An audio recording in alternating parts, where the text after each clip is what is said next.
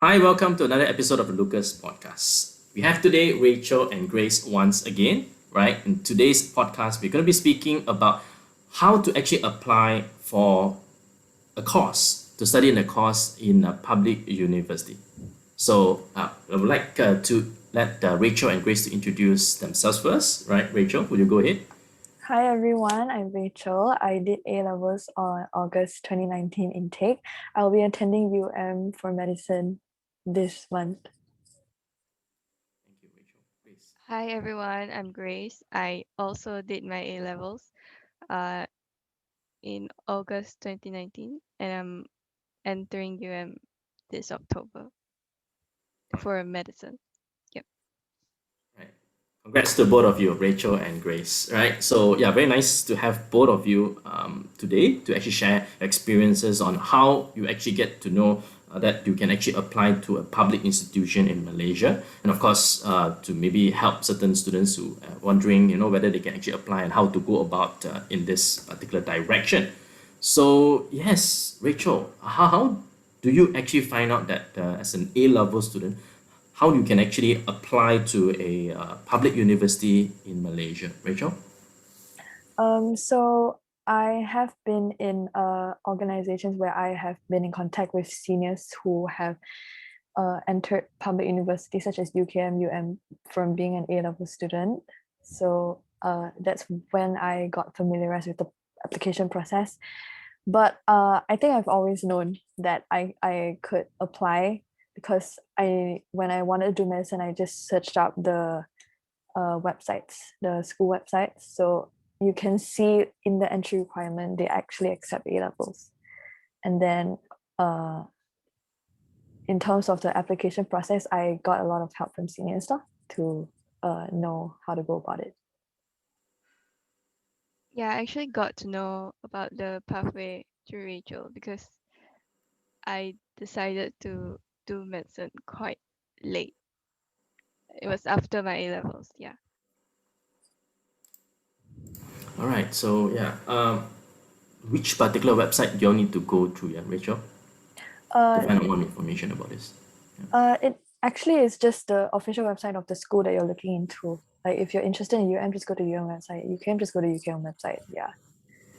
So they go direct to the website, and all the Yeah. information will be there. Right. And then you can go to like the place where you know how to apply, and then you will realize that for in terms of you can see like there are two ways, but usually the default way is through UPU.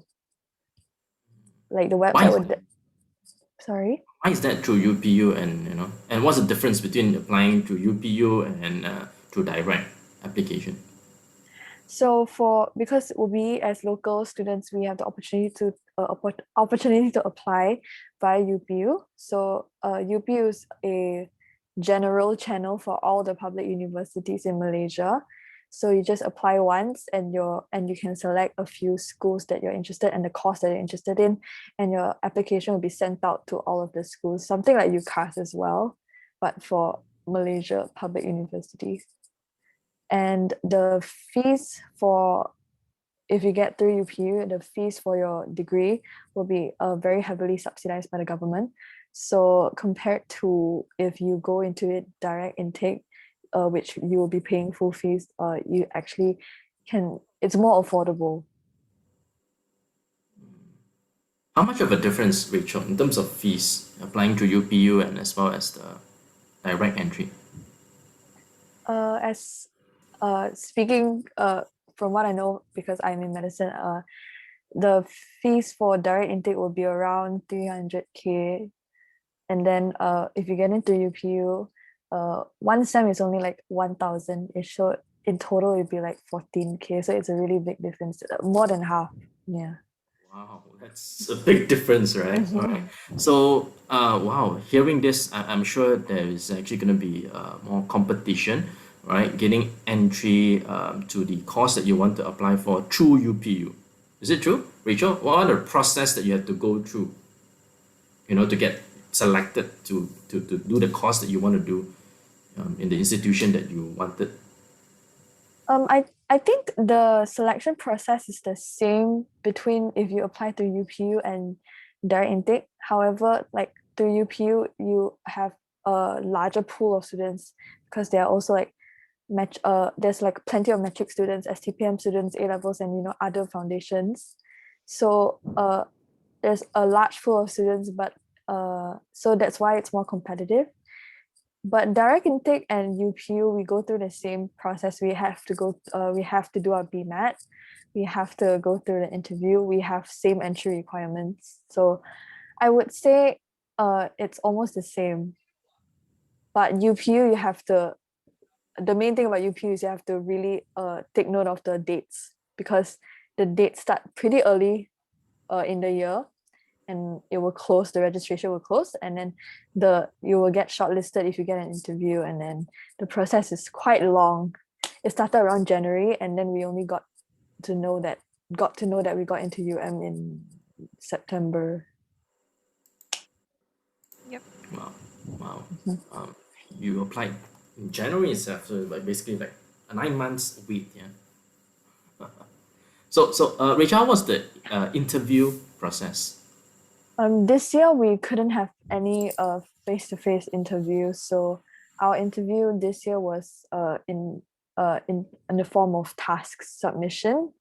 So we received our interview offer slightly a few months after the registration date closed, and then they sent us an email and then gave us the task. So for this year, it was like an essay and a video. You do it at home yourself, and you submit it to them. So it wasn't a live interview. That's very nice of them, yeah. Knowing that the COVID situation is still around, they actually turn things around and do things a bit different for this particular year. Yeah, that's good. It's good to hear that. Right, Grace, anything to add on in your application process? I think we can talk about the Bmat. Hmm. Yeah. Yeah. So actually Bmat there's only one session every year, and if you want to this is for UM. If you want to do medicine UM, you need to do the Bmat, the Malaysia version, the UM version. So the fees is actually subsidized by government also, so it's 250. And this year I did it in February, so I think next year will be around the same time also. So you have to be aware of the date lah, cause like the registration also will close off after the deadline. It's not, if not mistaken, it usually begins around November to then closes in January. So you have to we can link everything down below, but like you can check the website from time to time, because now the website is still for 2021. They haven't updated the dates yet. So yeah. So usually by the end of this year, they will open up registration for the next Bmat, which should be around February next year as well. So yeah, please check out the description right at the bottom, yeah, because we'll actually link all the links that's required for you to apply through UPU or through the BMAT, what do you call this? Yeah, we'll actually link it through the description below. So Rachel, what are the entry requirements? So for the entry requirement, as a UM student, first of all, you need SPM. SPM, you need at least an A minus for your sciences, all three: biochemistry and physics, and English, and also either maths or maths. And then for your A levels, you need at least A for biochemistry and either physics or maths. Besides, you also need MUET. Obviously, you need your English proficiency tests. You can also you can do IELTS as well. They also accept IELTS. Right, so MUET or IELTS. Okay, so I heard about just now SPM that you need to actually get like A, if I'm not mistaken, for all the sciences. A Right? If I'm not minus. mistaken. Or A minus for all the sciences, right? Is this stated on the website? That's the minimum requirement. Yep. So you can go on the website and you can search the degree. Because mine is MBBS, but any degree that you're interested in, you just go and just click on the degree, and they will have a part where they state entry requirement. You can just click in, and everything is there. So I guess it's different for every single course, lah, I guess. But I think hearing from you, for medicine, you have to actually have like the sciences in SPM, right? A minus in the sciences for SPM, Yes. right? Moet, any specific bands? You took Moet or IELTS? I took Moet, Grace took IELTS. Okay. So what are the minimum? The minimum band for Moet is band 4. Yeah, and for IELTS is at least a band 6. Yeah, initially I was told I can use IELTS for application, but if I do enter and I want to graduate with the cert, I will need to take MUET, regardless if I take IELTS or not. But in my latest offer, they said it's also accepted now. So you only have to take the English proficiency test one time. Okay. All right. So when do you get to know the news that you got accepted into for medicine? 3rd week of September. It was 15 Yeah. this year, 15 of September. Yeah. Right, and still there were about 2 months. No, actually less than that to prepare to go to uni, right? Actually, I think 1.5 months, about 1 month, I would say, right? Yeah. Yeah. So, anything to add on, right, for listeners out there, to actually know about anything else on how they can actually apply for public universities? So as we mentioned, there's 2 ways to apply, either through UPU or direct intake. So I think we can start telling about how to apply to UPU. So for everything about UPU, you can visit the website, which is the official website for the UPU by the government. We'll link it down below as well. So if you visit the website now, everything is also still this year's dates. So the most important thing is also to take note of the dates when they upload and everything. So for UPU, if you want to apply to UPU, you need a UPU online account. Usually, previous years, you will need to go to Bank Simpanan national to get the PIN in order to create an account. But this year was free as well, so you can just go on the website and create your own account. Once you have the account, then you can just start your application. I think I have a question over here. So, you mentioned about applying through UPU and also direct, right? Using the actual A levels result, which is actually more preferred, and why? I would say UPU was getting in through UPU will be much better because of the heavily subsidized fees. But in terms of the application process for UPU is much longer, and as I said, we waited from January to September. The whole application process was long. But for direct intake, it's just like applying to any other private universities. You just, as long as you're applying within the time frame of when the application is still open, and then you get emails and everything, just like like applying to other schools. So I think it's less tedious, but also getting into review is a great opportunity as well. So I think yeah. I think it's fair, right? Because the fees is going to be heavily subsidized by the government. So I think it's only fair that it's difficult to get into UPU. And also, I would like to mention that you can apply both. You can, because Grace and I, we apply UPU, but also we also applied to direct intake when the direct intake application opened, because we wanted to have a backup in case we don't get into UPU. We could at least get into direct intake as well. So there's no harm. You can apply both, and if you happen to get UPU, they will give you the UPU place. They will prioritize your UPU. But we would also, when you apply to direct intake, you also have to pay for your application fees there. Grace, you applied for both also? Yeah.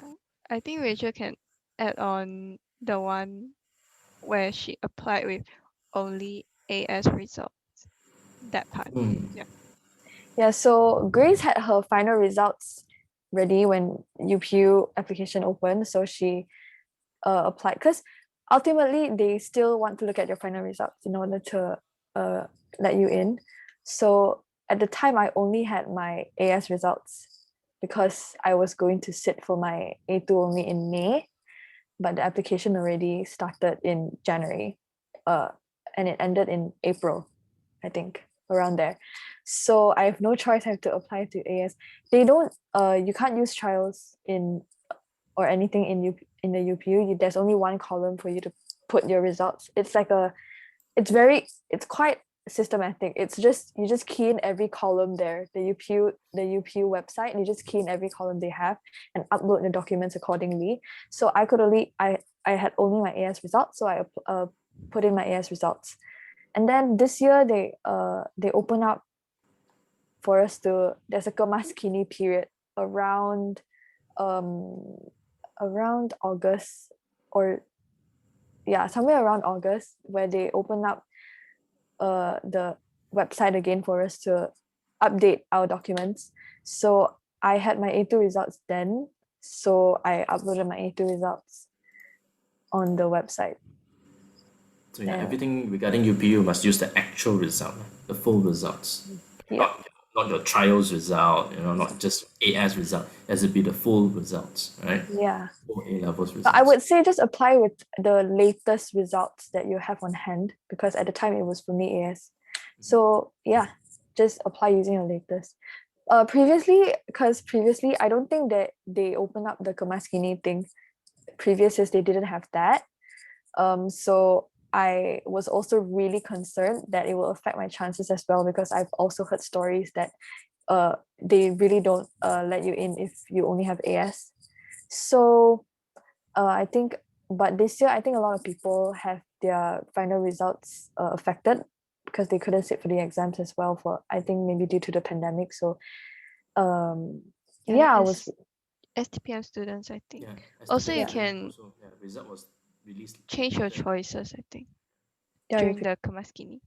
Oh, Besides your results, you can also upload such other things such as your MUET if you have taken your MUET within the time after the application date closes, because also this year a lot of MUET was cancelled due to the pandemic, so a lot of people couldn't sit for their MUET. But also something happened to me this during this application process.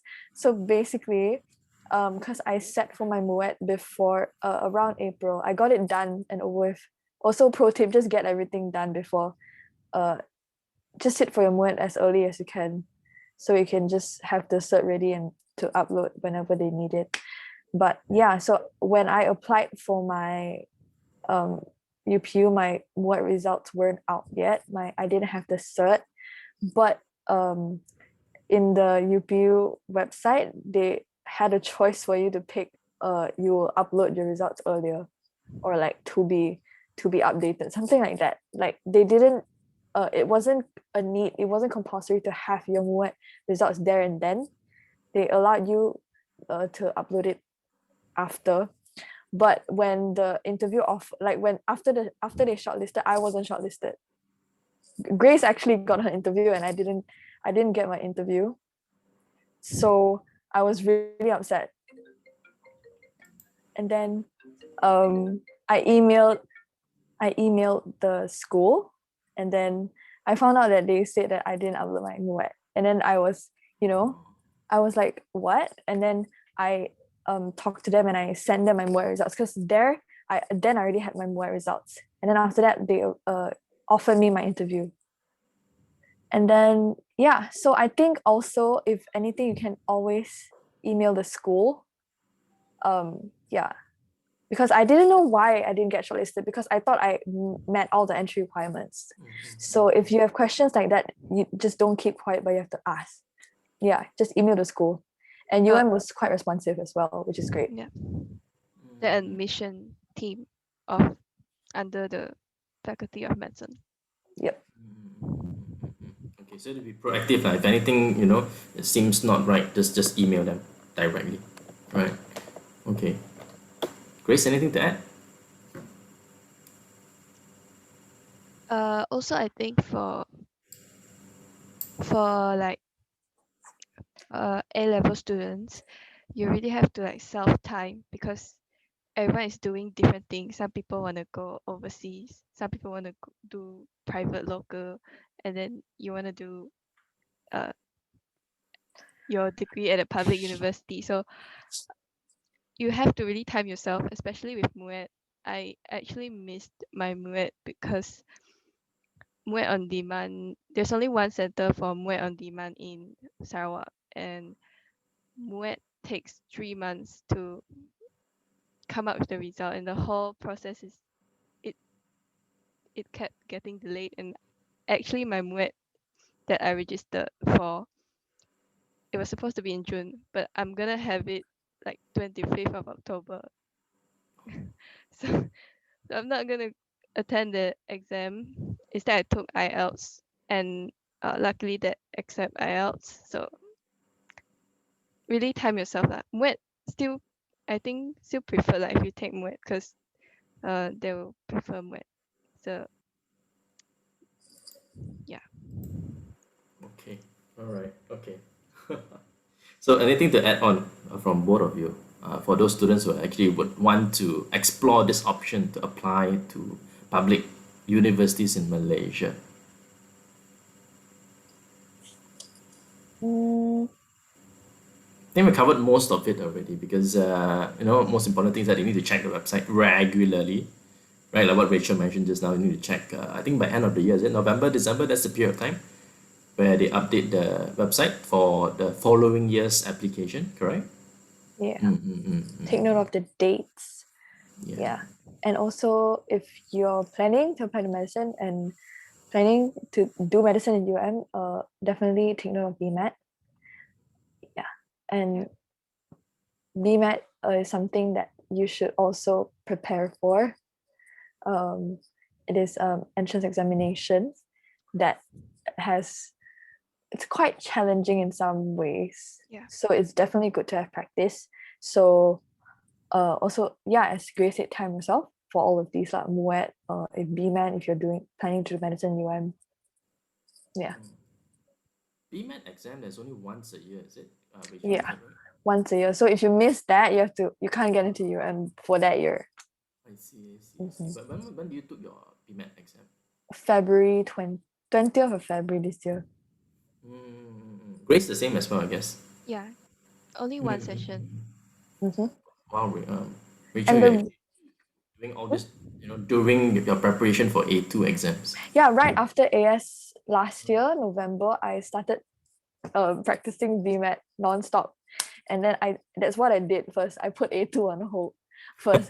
So I just did BMAT first, did as much as I could, and then only I went on to A2. And then because BMAT was online this year as well, it was proctored. It was remotely proctored. So we did it at home. Yeah. I heard it's rigorous, right? Because of the time, you have the time limit. Yeah, it's quite intense. But if you do a lot of practice, it should be fine. Yeah. I think another thing to add on is the UPU. They actually have an Instagram account. I think they publish the date, the important dates lah. They'll publish on there because on the timeline on the UPU official website, the timeline is like quite vague, like third week of September, but like when, right? So you can go to their Instagram or Twitter. There's even an app called UPU Pocket. You can download that as well. Yeah. Oh wow! Thanks for the info. I didn't know that. They're so advanced And right now. and also for A-level students were under Lepasan STPM or Setara. Yeah. Yeah.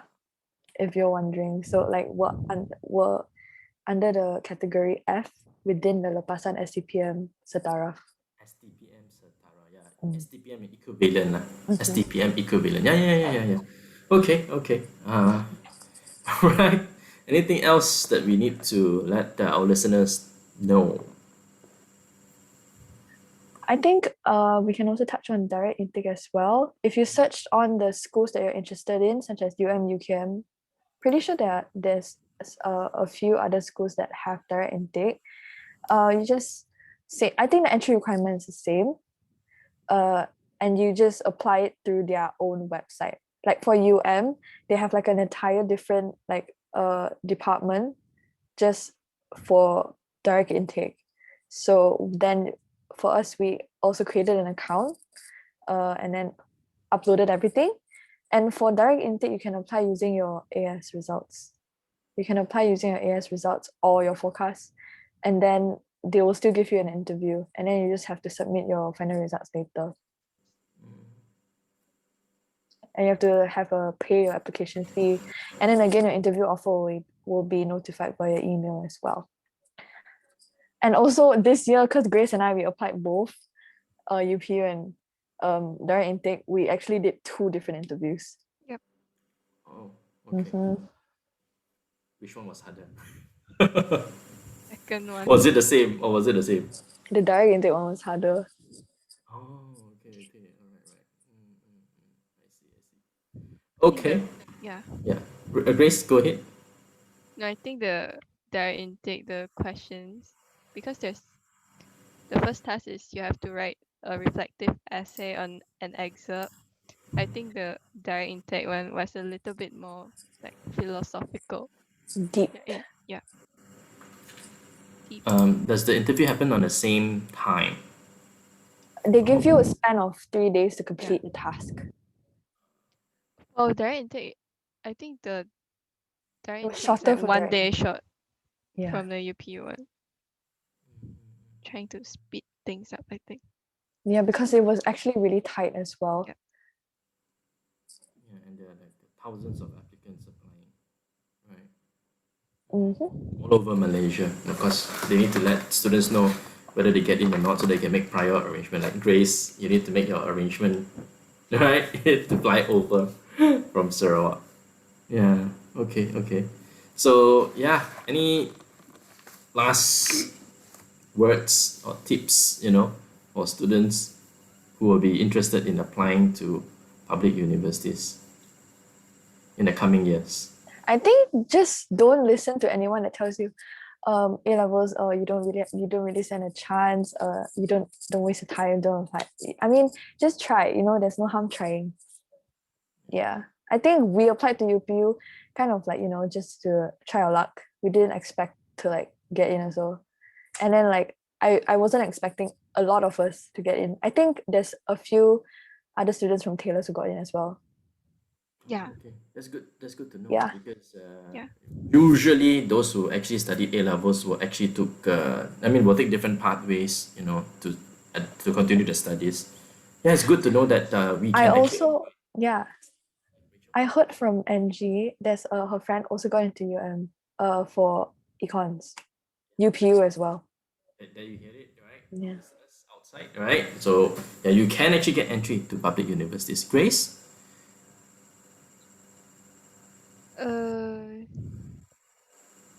I think just be patient because the wait is very long, and I think during that period of time you can explore other options as well. Maybe apply for other universities, private universities, and definitely find a friend, at least one. Like I found Rachel, like a friend with you, so you can really time yourself. So you update each other on like any new The emails, dates as well. important Remind dates. each other, yeah. Yeah. All right. Okay. All right. Thank you to both Rachel and Grace for this podcast session. I think yeah. we can leave our contact down below if anyone wants to ask us questions. Okay, so what happened is that if you have actually questions after this podcast session, please write down the comments below, right? We'll get Rachel and Grace to actually reply them if you actually ask relevant questions, right? So we need to thank both of them, Rachel and Grace, for their time today for this particular podcast. So if you like what you hear today, right, please give us a thumbs up on this particular podcast. Subscribe to the channel, right? And remember to actually comment right below, yeah, right? If you have any further queries or questions, both Rachel and Grace will be attending to your questions if they're relevant. All right. I'll see you the next one. Thank you. Bye.